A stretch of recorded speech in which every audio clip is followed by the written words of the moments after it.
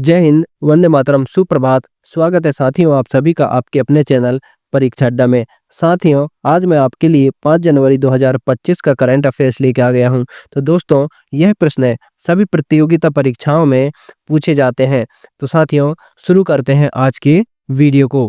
Question है, सेंदुरनी वन्य जीव अभ्यारण्य किस राज्य में स्थित है? तो किस राज्य में स्थित है साथियों? तो ये है केरल राज्य में। कहाँ पर? केरल राज्य में। सेंदुरनी वन्य जीव अभ्यारण्य केरल राज्य में स्थित है। तो क्वेश्चन नंबर 1 का सही जवाब क्या हो जाएगा? Option A. चलिए दोस्तों, जानते हैं इससे जुड़े कुछ टॉपिक के बारे में। सेंदुरनी वन्यजीव अभ्यारण्य केरल के कोल्लम में दक्षिण पश्चिमी घाट में स्थित है। कहाँ पर? सेंदुरनी वन्यजीव अभ्यारण्य केरल के कोल्लम में दक्षिण पश्चिमी घाट में स्थित है। साथियों, सेंदुरनी वन्यजीव अभ्यारण्य 172 वर्ग किलोमीटर में कितना? 172 वर्ग किलोमीटर में फैला हुआ है और यह अगस्त्यमाला बायोस्फीयर रिजर्व का एक हिस्सा भी है। साथियों, सेंदुरनी वन्यजीव अभ्यारण्य 1984 में वन्यजीव अभ्यारण्य के रूप में स्थापित किया गया था। किसका? सेंदुरनी वन्यजीव अभ्यारण्य का 1984 में वन्यजीव अभ्यारण्य के रूप में स्थापित किया गया था। साथियों, सेंदुरनी अभ्यारण्य के अंदर सेंदुरनी नदी बहती है। कौन सा नदी बहती है साथियों? अगर परीक्षा में पूछा जाता है सेंदुरनी वन्यजीव अभ्यारण्य के अंदर कौन सी नदी बहती है, तो कौन सी नदी बहती है साथियों? तो ये बहती है सेंदुरनी नदी। साथियों, सेंदुरनी वन्यजीव अभ्यारण्य केरल का एक महत्वपूर्ण पर्यावरण स्थल के रूप में भी इसको केरल के एक महत्वपूर्ण पर्यावरण के स्थल के रूप में भी जाना जाता है। बढ़ते हैं साथियों अगली क्वेश्चन की ओर। क्वेश्चन है, कौन सा केंद्रीय मंत्रालय पोषक तत्व आधारित सब्सिडी NBS योजना से जुड़ा हुआ है? तो ये जुड़ा हुआ है साथियों रसायनिक एवं उर्वरक मंत्रालय। कौन जुड़ा है साथियों? रासायनिक एवं उर्वरक मंत्रालय पोषक तत्व आधारित सब्सिडी NBS योजना से जुड़ा हुआ है। तो क्वेश्चन नंबर 2 का सही जवाब क्या हो जाएगा? Option B. चलिए जानते हैं इससे जुड़े कुछ मुख्य बातों को। साथियों, केंद्रीय मंत्रिमंडल ने पोषक तत्व आधारित सब्सिडी NBS योजना के तहत डाई अमोनिया फास्फेट, मतलब जिसको DAP के नाम से जाना जाता है, उसको डाई अमोनिया फास्फेट के लिए एक मुफ्त विशेष पैकेज को बढ़ाया है। साथियों, DAP भारत में यूरिया के बाद दूसरा सबसे अधिक इस्तेमाल होने वाला उर्वरक है। कौन सा? DAP।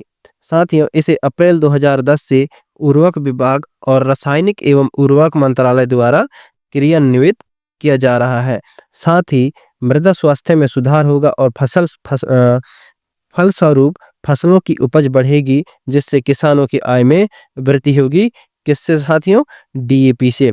साथियों, भारत में उर्वरक उत्पादन की शुरुआत कब हुई थी? तो ये हुई थी 1906 में। कब? भारत में उर्वरक उत्पादन की शुरुआत 1906 से शुरू हुई थी। तो बढ़ते हैं अगली क्वेश्चन की ओर। क्वेश्चन है, राष्ट्रीय सरस मेला 2025 का आयोजन किस राज्य में किया जाएगा? तो ये किस राज्य में किया जाएगा साथियों? ये किया जाता है केरल राज्य में। कहाँ? केरल राज्य में। राष्ट्रीय सरस मेला 2025 का आयोजन केरल राज्य में किया जाएगा। चलिए दोस्तों, राष्ट्रीय सरस मेला से जुड़े कुछ इंपॉर्टेंट पॉइंट्स पर नजर डालते हैं। साथियों, राष्ट्रीय सरस मेला 2025 20 से 28 जनवरी तक केरल के चेंगनूर में चेंगनूर नगर पालिका स्टेडियम में आयोजित किया जाएगा। कब साथियों? 20 से 31 जनवरी 2025 में केरल के चेंगनूर में चेंगनूर नगर पालिका स्टेडियम में आयोजित किया जाएगा। साथियों, कुटुंब श्री मिशन द्वारा आयोजित यह मेला एकीकृत मंच पर ग्रामीण उत्पादों को बढ़ावा देगा। साथियों, राष्ट्रीय सरस मेले में 28 राज्य के 300 स्टॉल, मतलब 300 दुकानें होंगे, जिसमें से केरल के 200 स्टॉल शामिल हैं। साथियों, राष्ट्रीय सरस मेला में हस्त निर्मित वस्तुएं जैसे आभूषण, वस्त्र, घरेलू सजावट के सामान प्रदर्शित किए गए हैं। यह स्वयं सहायता समूहों में पड़ोस समूहों और कारीगरों को शहरी बाजारों तक पहुंचाने के लिए मंच प्रदान करता है। साथियों, बढ़ते हैं अगली क्वेश्चन की ओर। क्वेश्चन है, हाल ही में खबरों में रहा INS सूरत क्या है? तो ये क्या है साथियों? ये है स्टील्थ डिस्ट्रॉयर। क्या है? Steel destroyer. हाल ही में खबरों में रहा INS सूरत एक स्टील्थ डिस्ट्रॉयर है। तो क्वेश्चन नंबर 4 का सही जवाब क्या हो जाएगा? Option D. 15 जनवरी 2025 को भारतीय नौसेना के 3 प्रमुख लड़ाकू जहाजों को शामिल करेगी, जिसमें से कौन कौन शामिल होंगे साथियों? तो ये होंगे INS नीलगिरी, INS सूरत और INS वागीश्वरी। तो चलिए दोस्तों INS सूरत के बारे में कुछ जानते हैं। साथियों INS Surat project 15B Visakhapatnam class stealth विध्वंस का चौथा और अंतिम जहाज है। कहाँ का? विशाखापट्टनम क्लास स्टील विध्वंस का चौथा और अंतिम जहाज है। साथियों INS सूरत भारतीय नौसेना का युद्धपात डिजाइन ब्यूरो द्वारा डिजाइन किया गया है और इसे मंझगांव डॉक लिमिटेड द्वारा बनाया गया है। साथियों INS सूरत 72% स्वदेशी सामग्री से बना हुआ है और यह भारत का पहला AI सक्षम युद्धपोत है। क्या है साथियों? यह भारत का पहला AI सक्षम युद्धपोत है। कौन? INS सूरत। साथियों INS सूरत का विस्थापन 7000 टन है। यह 163 मीटर लंबा और 60 किलोमीटर प्रति घंटा की रफ्तार से चल सकता है और इसकी रेंज है साथियों 15,000 किलोमीटर। कितना? 15,000 किलोमीटर। साथियों INS सूरत में ब्रह्मोस मिसाइल, बारीक के 8 मिसाइल और उन्नत पनडुब्बी विरोधी हथियारों से लैस है। कौन? INS सूरत। तो बढ़ते हैं साथियों अगली क्वेश्चन की ओर। क्वेश्चन है खेल रत्न अवार्ड 2025 से कितने एथलीटों को सम्मानित किया जाएगा? तो कितने एथलीटों को सम्मानित किया जाएगा साथियों? तो ये किया जाएगा 4 एथलीटों को। खेल रत्न अवार्ड 2025 से 4 एथलीटों को सम्मानित किया जाएगा। तो क्वेश्चन नंबर 5 का सही जवाब हो जाएगा ऑप्शन सी। साथियों युवा कार्यक्रम खेल मंत्रालय ने 2025 के लिए खेल रत्न पुरस्कार विजेताओं को आधिकारिक घोषणा कर दिया है। साथियों पुरस्कार समारोह 17 जनवरी 2025 को राष्ट्र भवन में आयोजित किया जाएगा। कब किया जाएगा? 17 जनवरी 2025 को। कहां पर? राष्ट्र भवन में आयोजित किया जाएगा। साथियों खेल रत्न पुरस्कार की शुरुआत कब हुई थी? तो ये हुई थी 1991-92 में। कब? 1991-92 में। अगर प्रश्न पूछा जाता है कि खेल रत्न पुरस्कार की शुरुआत कब हुई थी? तो ये हुई थी 1991-92 में। साथियों भारत का सबसे बड़ा खेल पुरस्कार कौन सा है? तो ये है मेजर ध्यानचंद खेल रत्न पुरस्कार। कौन सा? भारत का सबसे बड़ा खेल रत्न पुरस्कार मेजर ध्यानचंद खेल रत्न पुरस्कार है। किस किस खेल में दिया गया है साथियों? तो ये दिया गया है एथलीट गुकेश डी को शतरंज के लिए, हरमनप्रीत सिंह को हॉकी के लिए, प्रवीण कुमार को पैरा एथलीट के लिए और मनु भानकर को निशानीबाज के लिए दिया जाएगा। तो चलिए साथियों बढ़ते हैं अगली क्वेश्चन की ओर। क्वेश्चन है भारत के पहले ग्लास सी ब्रिज का अनावरण किस राज्य में किया गया है? तो किस राज्य में किया गया है साथियों? तो ये किया गया है तमिलनाडु राज्य में। कहां पर? तमिलनाडु राज्य में भारत के पहले ग्लास सी ब्रिज का अनावरण किया गया है। क्वेश्चन नंबर 6 का सही जवाब क्या हो जाएगा? Option A. साथियों ग्लास सी ब्रिज के बारे में कुछ जानते हैं। साथियों तमिलनाडु ने आधिकारिक तौर पर भारत के सबसे पहले ग्लास सी ब्रिज का अनावरण किया है। साथियों इसका उद्घाटन 30 दिसंबर 2024 को मुख्यमंत्री MK स्टालिन द्वारा किया गया है। तो तमिलनाडु के मुख्यमंत्री कौन है साथियों? ये है MK स्टालिन। कौन है? MK स्टालिन है। साथियों यह ब्रिज विवेकानंद रॉक मेमोरियल और कन्याकुमारी में 133 फुट के तिरुवल्लुर प्रतिमा को जोड़ती है। किसको जोड़ती है? विवेकानंद रॉक मेमोरियल और कन्याकुमारी में 133 फुट के तिरुवल्लुर प्रतिमा को जोड़ती है। साथियों तमिलनाडु का पुराना नाम क्या है? तमिलनाडु का पुराना नाम मद्रास है। और तमिलनाडु की स्थापना दिवस कब मनाया जाता है साथियों? तो ये मनाया जाता है 1 नवंबर 1956 को। कब? अगर प्रश्न पूछा जाता है कि तमिलनाडु का स्थापना दिवस कब मनाया जाता है? तो ये मनाया जाता है 1 नवंबर 1956 को। तमिलनाडु नाम कब किया गया था साथियों? तो ये किया गया था 18 जुलाई 1967 को। मद्रास से हटाकर आधिकारिक तौर पर तमिलनाडु कर दिया गया था। तो बढ़ते हैं साथियों अगली क्वेश्चन की ओर। क्वेश्चन है वर्ल्ड बिल्टज शतरंज चैंपियनशिप का आयोजन कहाँ किया गया है? तो कहाँ पे किया गया था साथियों? तो ये किया गया था न्यूयॉर्क में। कहाँ पर? न्यूयॉर्क में। वर्ल्ड बिल्टज शतरंज चैंपियनशिप का आयोजन न्यूयॉर्क में किया गया। तो क्वेश्चन नंबर 7 का सही जवाब क्या हो जाएगा? Option C. क्वेश्चन नंबर 8 हाल ही में CRPF का महानिदेशक किसे नियुक्त किया गया है? तो किसको किया गया है साथियों? तो ये किया गया है वित्तल कुमार को। किसको? वित्तल कुमार को CRPF का महानिदेशक नियुक्त किया गया है। तो क्वेश्चन नंबर 8 का सही जवाब हो जाएगा ऑप्शन सी।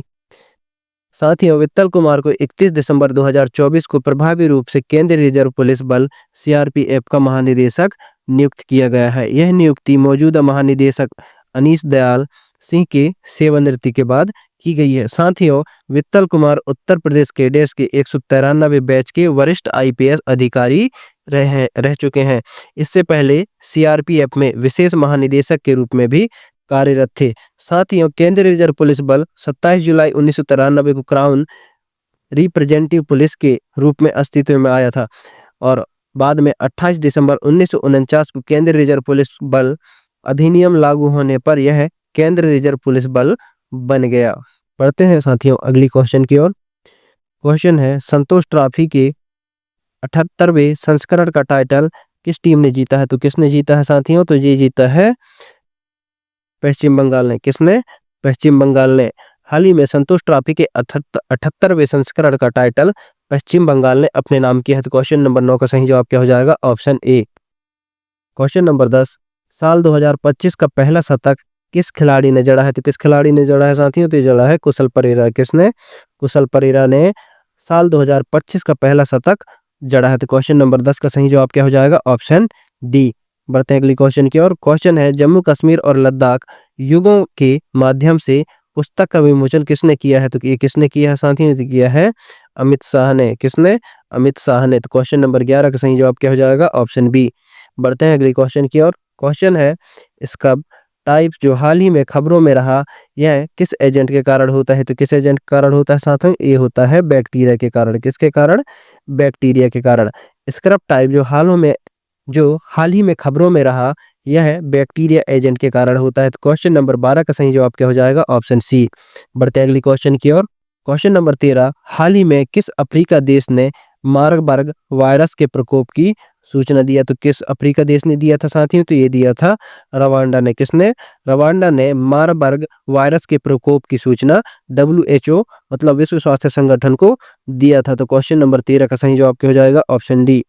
बढ़ते हैं अगली क्वेश्चन की ओर। क्वेश्चन है, हर साल अंतरराष्ट्रीय वृद्धजन दिवस कब मनाया जाता है? तो कब मनाया जाता है साथियों? तो ये मनाया जाता है 1 अक्टूबर को। कब?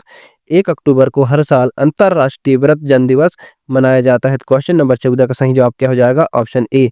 साथियों, ये प्रश्न अधिकतर एग्जामों में पूछा जाता है। बढ़ते हैं साथियों अगली क्वेश्चन की ओर। क्वेश्चन है, लेक प्रेस पर जो समाचारों में देखा गया था, यह किस महाद्वीप में स्थित है? तो ये किस महाद्वीप में स्थित है साथियों? तो ये है यूरोप महाद्वीप में स्थित है। कहाँ? यूरोप महाद्वीप में। लेक स्प्रा जो समाचारों में देखा गया था, यह है यूरोप महाद्वीप में स्थित है। तो क्वेश्चन नंबर 15 का सही जवाब हो जाएगा ऑप्शन सी। बढ़ते हैं अगले क्वेश्चन की ओर। क्वेश्चन है, हाल ही में अल्पलाइन ग्लेशियरों के पिघलने के कारण किन दो देशों ने अपनी राष्ट्रीय सीमाओं को पुनः निर्धारित किया है? तो किसने किया है साथियों? तो ये किया है इटली और स्विट्जरलैंड। कौन? इटली और स्विट्जरलैंड अल्पलाइन ग्लेशियर के पिघलने के कारण अपनी राष्ट्रीय सीमा को पुनः निर्धारित किया है। क्वेश्चन नंबर 16 का सही जवाब हो जाएगा ऑप्शन सी। बढ़ते हैं अगली क्वेश्चन की ओर। क्वेश्चन है, question number 17, drought resiliency plus 10th conference 2024 कहाँ आयोजित की गई थी? तो ये कहाँ पे किया गया था साथियों? तो ये किया गया था जिनेवा स्विट्जरलैंड में। कहाँ पर? जिनेवा स्विट्जरलैंड में ड्रॉथ रेसिलेंसी 10th प्लस कॉन्फ्रेंस 2024 आयोजित की गई थी। तो क्वेश्चन नंबर 17 का सही जवाब क्या हो जाएगा? Option A. बढ़ते हैं अगले क्वेश्चन की ओर। क्वेश्चन है, 4 से 10 अक्टूबर तक मनाए जाने वाला विश्व अंतरिक्ष सप्ताह 2024 का विषय क्या है? तो क्या है साथियों? अंतरिक्ष एवं जलवायु परिवर्तन। क्या है साथियों? अंतरिक्ष एवं जलवायु परिवर्तन 4 से 10 अक्टूबर तक मनाए जाने वाला विश्व अंतरिक्ष सप्ताह का विषय है। तो क्वेश्चन नंबर 18 का सही जवाब क्या हो जाएगा? Option A. बढ़ते हैं अगली क्वेश्चन की ओर। क्वेश्चन है, हाल ही में रूस ने प्रशांत महासागर में किस देश के साथ संयुक्त सैनिक गश्त की? तो किस देश के साथ किया था साथियों? तो ये किया था चीन के साथ। किसके साथ? चीन के साथ। हाल ही में रूस ने प्रशांत महासागर में चीन के साथ संयुक्त नौसेना गश्त की। तो क्वेश्चन नंबर 19 का सही जवाब हो जाएगा ऑप्शन बी। बढ़ते हैं अगली क्वेश्चन की ओर। क्वेश्चन है, राष्ट्रीय अनुसंधान फाउंडेशन ANRF द्वारा इलेक्ट्रिक वाहनों एवं तकनीकों को आगे बढ़ाने के लिए शुरू किए गए मिशन का नाम क्या है? तो क्या है साथियों? ये है महा-ईवी मिशन। क्या है? महा-ईवी मिशन। तो क्वेश्चन नंबर 20 का सही जवाब हो जाएगा ऑप्शन ए। बढ़ते हैं अगले क्वेश्चन की ओर। क्वेश्चन है, हाल ही में भारतीय नौसेना के दूसरे very low frequency radar station का उद्घाटन किस राज्य में हुआ है? तो ये किस राज्य में हुआ है साथियों? तो ये हुआ है तेलंगाना राज्य में। कहाँ पर? तेलंगाना राज्य में भारतीय नौसेना के दूसरे very low frequency radar station का उद्घाटन हुआ है? क्वेश्चन नंबर 21 का सही जवाब हो जाएगा ऑप्शन बी। बढ़ते हैं अगली क्वेश्चन की ओर। क्वेश्चन है क्वेश्चन नंबर 22, सारस आजीविका मेला 2024 की मेजबान कौन सा शहर है? तो कौन सा शहर है साथियों? तो ये है नई दिल्ली। सारस आजीविका मेला 2024 में कहाँ पर हुआ था साथियों? तो ये हुआ था दिल्ली में। कौन इसकी मेजबानी कौन कर रहा था? नई दिल्ली कर रहा था। तो क्वेश्चन नंबर 22 का सही जवाब क्या हो जाएगा? Option A. साथियों आज की वीडियो को यही समाप्त करते हैं। साथियों वीडियो पसंद आए तो वीडियो को लाइक कमेंट शेयर करें और ऐसी ही करंट अफेयर से जुड़े वीडियो देखने के लिए परीक्षा अड्डा को सब्सक्राइब कर लें। मिलते हैं साथियों एक नई वीडियो में, तब तक के लिए जय हिंद, जय भारत, वंदे मातरम।